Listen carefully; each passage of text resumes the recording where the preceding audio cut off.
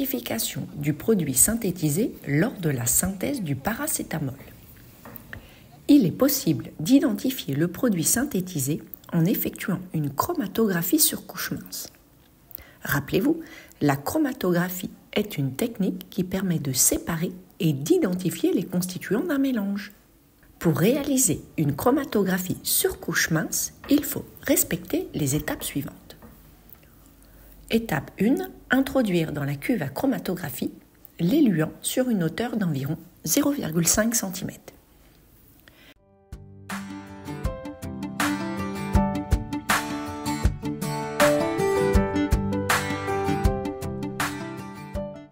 Étape 2.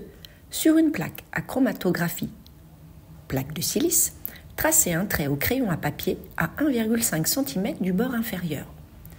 Placez sur cette ligne de dépôt des marques régulièrement espacées dont le nombre est égal à celui des solutions à déposer. Attention, il est important de tenir la plaque avec précaution sur les côtés et non dessus. Étape 3. Avec un tube capillaire, déposez sur la ligne de dépôt une micro-goutte de chaque solution à analyser. Il faut changer de tube capillaire pour chaque échantillon. Pour cela, prélevez un échantillon du produit synthétisé passé à l'étuve, puis l'introduire dans un pilulier avec un peu d'éluant. Réalisez la chromatographie avec les 3 dépôts suivants. Un dépôt du produit synthétisé noté S, un dépôt de paracétamol pur, Doliprane avec un peu d'éluant noté D, un dépôt de para-aminophénol avec un peu d'éluant noté P. Le dépôt de Doliprane sert de référence pour le paracétamol.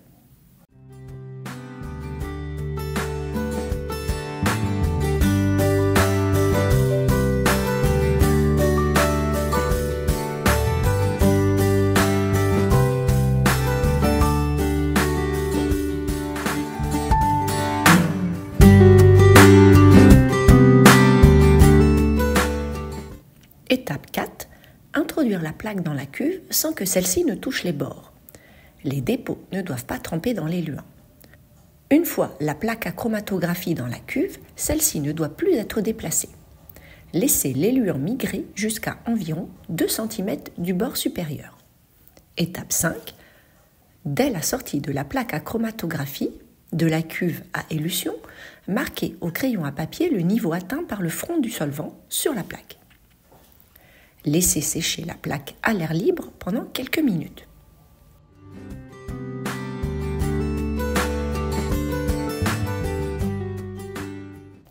Étape 6.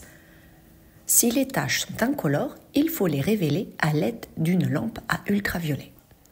Pour cela, placez la plaque à chromatographie sous les rayonnements UV et entourez à l'aide d'un crayon à papier les taches ainsi révélées.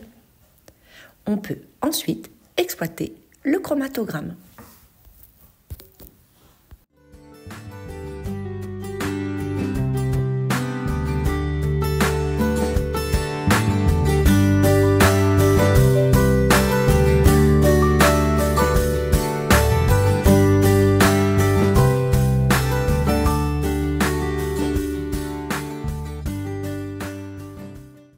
On peut ensuite exploiter le chromatogramme.